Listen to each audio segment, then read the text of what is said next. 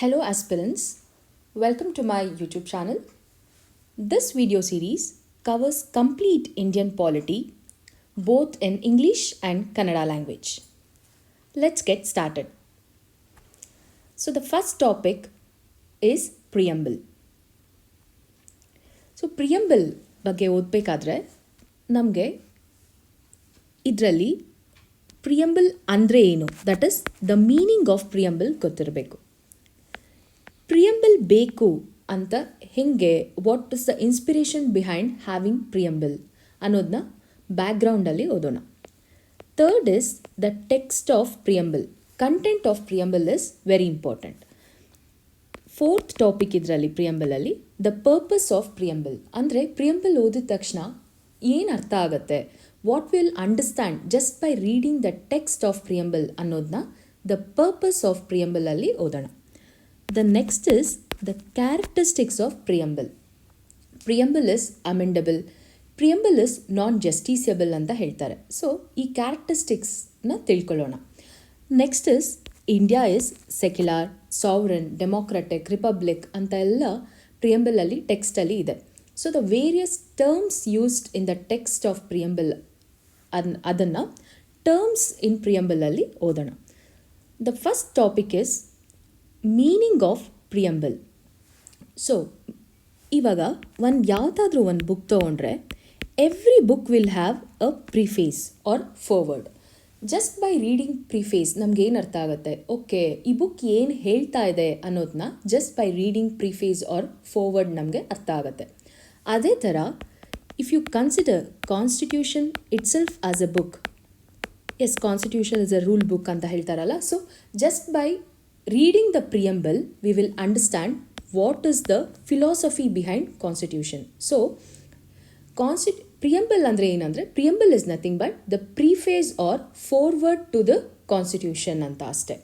So ಹಿಂಗೂ ಹೇಳ್ಬೋದು, preamble is nothing but the introduction of constitution or else preamble ನ the philosophy of constitution. Preamble is summary of constitution ಅಂತಾನು ಹೇಳ್ತಾರೆ.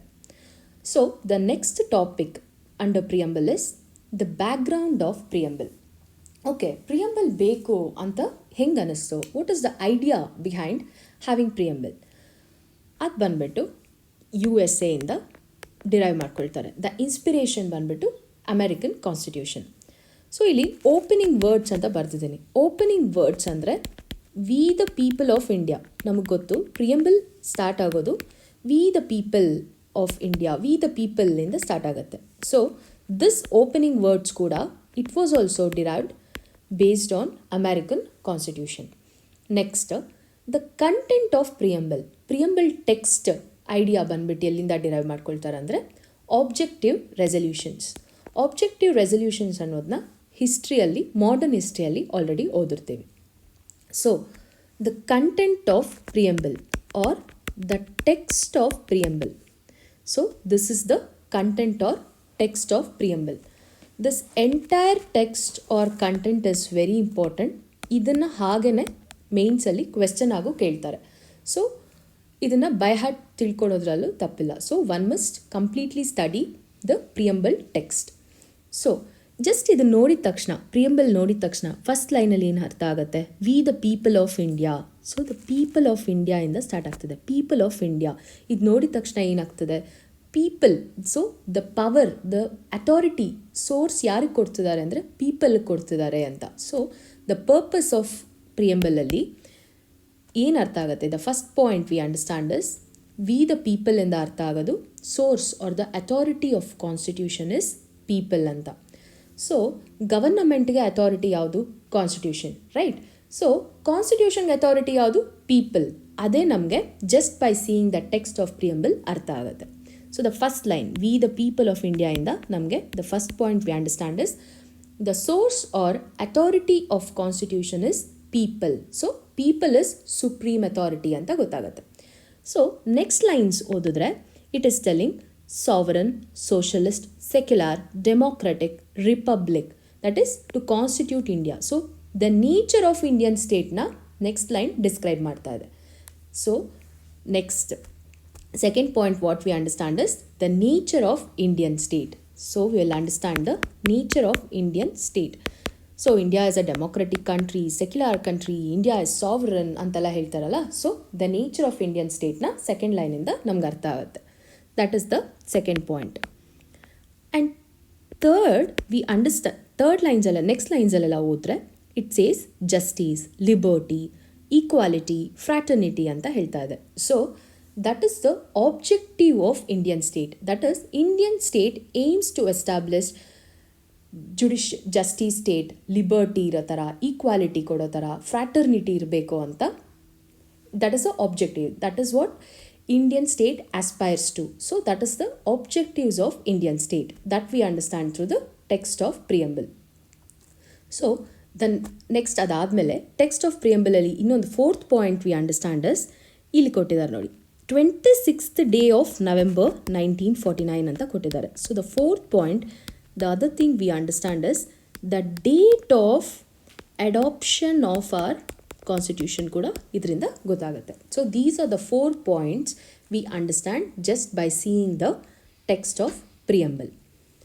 So the next topic is characteristics of preamble.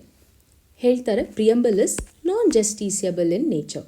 So non justiciable ಅಂತಂದರೆ ಏನು?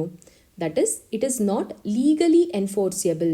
ಅಂದರೆ ಏನಾದರೂ ಒಂದು violate ಆಗ್ತದೆ ಪ್ರಿಯಂಬಲಲ್ಲಿ ಹೇಳಿರೋ ಪ್ರಿನ್ಸಿಪಲ್ ಅಂತ ಡೈರೆಕ್ಟಾಗಿ ಕೋರ್ಟ್ಗೆ ಹೋಗ್ಬಿಟ್ಟು ಪ್ರಿಯಂಬಲಲ್ಲಿ ಈ ಥರ ಹೇಳ್ತಿದ್ದಾರೆ ಅಂತ ಹೋಗ್ಬಿಟ್ಟು you can't go and ask court to implemented just by quoting preamble. ಓಕೆನಾ?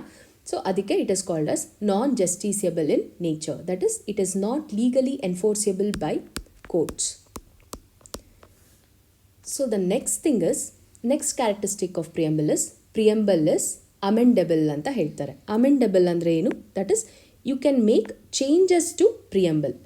So preambleಗೆ changes ಮಾಡಬೇಕಾದ್ರೆ first thing we must remember is you can't change the basic structure of constitution ಅಂತ ಹೇಳ್ತಾರೆ. So basic structure ಅನ್ನೋದನ್ನ it is not defined in constitution.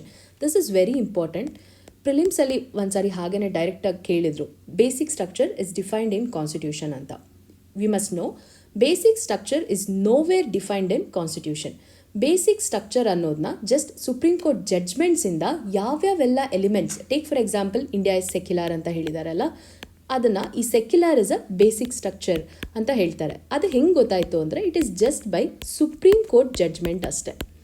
So basic structure is nowhere mentioned in constitution. ಅದು ಗೊತ್ತಿರಬೇಕು. Okay, V are telling preamble is amendable ಅಂತ ಹೇಳ್ತಾರೆ. So amendment ಮಾಡಿದ್ರಾ, changes ಮಾಡಿದ್ರಾ ಪ್ರಿಯಂಬಲ್ಗೆ ಅಂತ ಗೊತ್ತಿರಬೇಕು. ಎಸ್, ಒನ್ಸ್ ಚೇಂಜಸ್ನ ಮಾಡಿದ್ರು, that is through 42nd constitutional amendment act in the year 1976.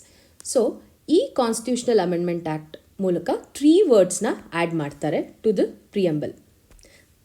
That is social, socialist, secular and integrity. So preamble was amended once through 42nd Constitutional Amendment Act of 1976, through which socialist, secular and integrity, these 3 words were added, and this is very important. Idu kuda previous year questions alli bandittu.